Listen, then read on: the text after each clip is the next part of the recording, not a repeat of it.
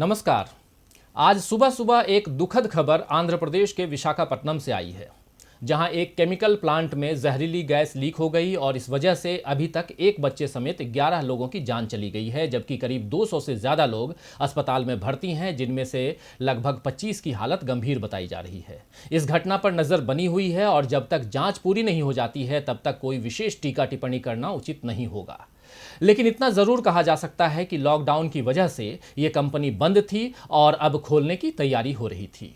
इसीलिए सवाल कई हैं, लेकिन अहम सवाल ये है कि क्या एक लंबे अंतराल तक बंद रहने की वजह ने इस घटना को अंजाम दिया। खैर, इस पर चर्चा बाद में करेंगे, लेकिन ये लॉकडाउन एक तरफ जहां जिंदगी बचाने के लिए लगाया गया, तो वही लॉकडाउन जो है वो जिंदगी लीलता या खत्म करता हुआ नजर आ रहा है। इसमें सबसे बुरा हाल प्रवासी मजदूरों का है और एक दिल दहला देने वाली जो खबर है वो कर्नाटक से आई है, जहां प्रवासी मजदूरों को कथित तौर पर बंधुआ बना लिया गया है। तो दोस्तों, आज न्यूज पॉइंट में चर्चा कर्नाटक में फंसे प्रवासी मजदूरों के दुखद हालात की करेंगे हम, और हमारे साथ हमेशा की तरह जुड़े हुए हैं अमलेंदु जी। अमलेंदु जी, आपका स्वागत है। जी धन्यवाद। क्योंकि जिंदगी अभी बाकी है, एक मुलाकात डॉक्टर राजीव राठी के साथ होगी उम्मीदों भरी बात। कैसे रखें खुद को सुरक्षित और खुशहाल। जुड़िए हमारे साथ और जानिए अपने सवालों के जवाब। 8 मई को दोपहर 12:15 बजे डीबी लाइव और डेली हंट पर एक साथ।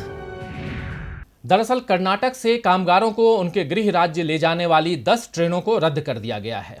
यहां बड़ी संख्या में प्रवासी मजदूरों ने घर वापसी के लिए रजिस्ट्रेशन करवाया था, जिनमें से लगभग 53,000 तो अकेले बिहार लौटने वाले थे। लेकिन येदियुरप्पा सरकार ने पूंजीपतियों के दबाव में उन्हें रोक लिया। दरअसल confederation of real estate developers association of India यानी क्रेडाई ने 2 दिन पहले मुख्यमंत्री येदियुरप्पा से मुलाकात की, क्योंकि राज्य के बिल्डरों और ठेकेदारों को यह आशंका है कि इस तरह से बड़े पैमाने पर अगर मजदूरों और कामगारों का पलायन हो जाएगा तो राज्य में कंस्ट्रक्शन का काम रुक जाएगा। तो इस मुलाकात के बाद ही राज्य की भाजपा सरकार ने बड़ी चतुराई से ट्रेनों को रद्द करवा दिया है और यहां के मजदूरों को बंधुआ बना लिया गया है। अमलेंदु जी, अभी ये नहीं पता है कि राज्य में रियल एस्टेट का काम कब शुरू होगा, मजदूरों को काम कब मिलेगा, कोरोना के डर के बीच ये मजदूर कहां रहेंगे, किन हालात में काम करेंगे, अगर उन्हें कुछ होता है तो उनकी जिम्मेदारी कौन लेगा। देश के बाकी हिस्सों में फंसे मजदूरों की तरह कर्नाटक के मजदूर भी इस मुसीबत के वक्त अपने घर, अपने परिवार के साथ रहना चाहते होंगे। ऐसे में उनके परिजनों से दूर रखने का कानूनी और नैतिक आधार क्या है? ऐसे तमाम सवाल कर्नाटक सरकार से पूछे जाने चाहिए और कायदे से केंद्र की ओर से ही ये सवाल पूछे जाने चाहिए थे, क्योंकि लॉकडाउन में सब ठीक होने और मजदूरों का हितैषी होने के दावे जो हैं सबसे अधिक केंद्र सरकार ने किए थे, मोदी सरकार ने किए थे। लेकिन यहां कुछ अलग ही दिखाई दे रहा है। आप क्या कहेंगे इस पूरे घटनाक्रम पे? देखिए राजीव जी, एक तो ये जो बेंगलोर का जो प्रकरण है, कर्नाटक का जो प्रकरण है, ये असल में केवल कर्नाटक का ही प्रकरण नहीं है। जितनी भी भाजपा शासित राज्य सरकारें हैं, सब जगह कमोवेश यही स्थिति है। और हम लोग पहले भी कह चुके हैं इस बात को खास तौर से कि इस संकट की घड़ी में भी भाजपा से जुड़े हुए लोग जो हैं और भाजपा के जो लोग हैं, वो तमाम जो है वो सांप्रदायिकता का वायरस और मजदूरों के खिलाफ जो है वो काम कर लगातार जो है वो कर रहे हैं और पूंजीपतियों के हित के लिए काम कर रहे हैं। और देखिए, गंभीर इतना ज्यादा संकट है कि केवल कर्नाटक में नहीं बल्कि सब जगह जो है, मतलब जहां जहां भाजपा की सरकारें हैं वहां इसी तरीके से जो है कानून लागू किए जा रहे हैं, मजदूरों के जो है हक छीने जा रहे हैं और जबरदस्ती जो है मजदूरों के ऊपर जो है वो की जा रही है। इस घटना को लेकर के जो झारखंड के एक मंत्री हैं मिथिलेश कुमार ठाकुर, उन्होंने जो है मुलाकात की झारखंड के मुख्यमंत्री हेमंत सोरेन से और बताया कि वहां जो है उनको बंधुआ मजदूर बना लिया गया है झारखंड के मजदूरों को। इसी तरीके से जो जन अधिकार पार्टी है उसके नेता है पप्पू यादव, उन्होंने भी अभी थोड़ी देर पहले ट्वीट करके कहा है कि बिहारियों को अब बंधक कैसे बना लिया। येदियुरप्पा जी, अगर आपने नहीं छोड़ा तो बंधुआ मजदूरी अधिनियम में जो है आपके खिलाफ मुकदमे कायम कराए जाएंगे। ये अब जो है घटनाएं हो रही हैं और ये सारी अमानवीय कार्रवाई जो है ये भारतीय जनता पार्टी की जो है वो एक तरीके से नीति है, उसको लेकर के ही हो रहा है। एक तरफ तो इस तरीके से किया जा रहा है और दूसरी तरफ जो प्रवासी मजदूरों से पहले तो पैसे लिए गए ट्रेन टिकट के, और फिर जब उस पर बवाल हुआ, कांग्रेस ने कह दिया कि हम पैसा देंगे, तो फिर जो है उसको बहुत मानवीय बनने की जो है दिखाने की कोशिश की गई। लेकिन आप देखिए कि जिधर एक तरफ जो बंगलौर की घटना आ रही है, ठीक उसी समय कल उत्तर प्रदेश में जो है 3 साल के लिए श्रम कानूनों को निलंबित कर दिया गया है। यानी 3 साल तक जो है वो कोई भी श्रम कानून उत्तर प्रदेश में लागू नहीं होगा। आप समझ सकते हैं कि कितनी भयंकर स्थिति है। और सब हो किस नाम पर रहा है कि जो बाहर से प्रवासी मजदूर आ रहे हैं उनको जो है वो रोजगार मिले इसके लिए। अरे अगर उत्तर प्रदेश में रोजगार होता तो लोग यहाँ से बाहर क्यों जाते? बिल्कुल। ये और ये सब जो है वो कॉर्पोरेट को फायदा पहुंचाने के लिए किया जा रहा है। इस तरीके से आप देखिए जो शराब जो खोली गई उसके पीछे भी क्या दिया गया तर्क कि विकास जो है वो आप बाधित अर्थव्यवस्था जो है वो ठहरी हुई है उसको गति देने के लिए किया गया है। अगर शराब से ही अर्थव्यवस्था को गति मिलती है तो गुजरात में तो कई सालों से जो है शराबबंदी है, तो गुजरात में तो विकास हुआ ही नहीं होगा फिर। तो शराब से किस तरीके से जो है अर्थव्यवस्था को गति मिली, ये केंद्र सरकार जो है हमको समझाने की कोशिश करे। हम तो नहीं समझ पा रहे हैं केंद्र सरकार के स्तर को। तो ये सब तरीके से जो है इसी तरीके से किया जा रहा है और अमानवीय कार्रवाई जो है वो लगातार की जा रही है। और लगातार जो है केंद्र सरकार और भारतीय जनता पार्टी की सरकारें जो है वो झूठ बोल रही हैं। जी अमलेंदु जी, लेकिन लॉकडाउन के कारण एक आंकड़ा जो है वो मैं आपको बता दूं कि लॉकडाउन के कारण लगभग 12 करोड़ लोगों को जो है रोजी और रोजगार से अचानक हाथ धोना पड़ा है। ये तथ्य हैं जो आंकड़ों के आधार पे मैं बता रहा हूं, तथ्यों के आधार पे बता रहा हूं। इसमें से कम 4 करोड़ मजदूर हैं।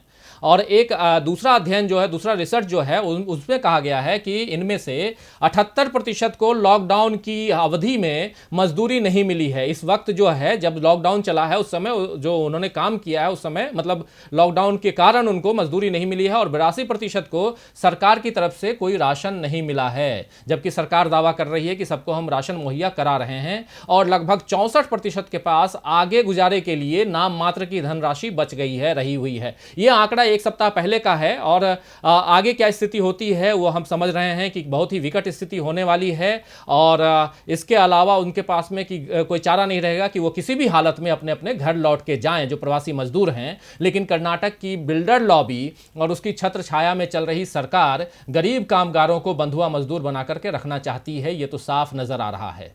देश में जब से लॉकडाउन हुआ है अमलेंदु जी, तब से रोजाना हम मजदूरों की बदहाली के समाचार देख रहे हैं जो झकझोर देने वाली हैं। और कई तस्वीरें भी हमारे सामने आ रही हैं, कई वीडियो फुटेज भी हमारे सामने आ रहे हैं।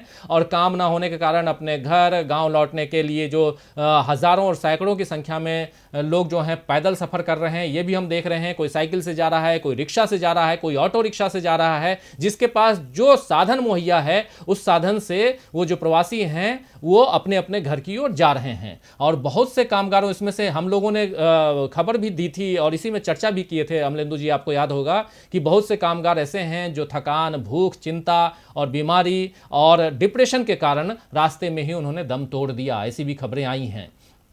और 200 से ज़्यादा आंकड़े ऐसे भी हैं। लेकिन सरकारों का दिल शायद पत्थर का होता है और ये साफ नजर आ रहा है। एक तथ्य ये भी है कि आज बुद्ध पूर्णिमा है और इस मौके पर प्रधानमंत्री नरेंद्र मोदी ने बड़ी बड़ी बातें कही हैं। उन्होंने कहा है कि बुद्ध किसी एक परिस्थिति तक सीमित नहीं है, वो हर किसी को मानवता की मदद करने का संदेश देते हैं। आप ये कोटेड वर्ड है मानवता। लेकिन अमलेंदु जी, जब खुद मानवता दर्शाने की बात आती है तो आखिर कहाँ गायब हो जाते हैं हमारे पीएम साहब? क्या कहेंगे आप? दरअसल हमारे प्रधानमंत्री भाषण बहुत अच्छा देते हैं, लेकिन जितना भाषण देते हैं अगर उसका 100वां हिस्सा भी अमल कर लिया करें तो मुझे लगता है कि भारत की तस्वीर बदल जाए।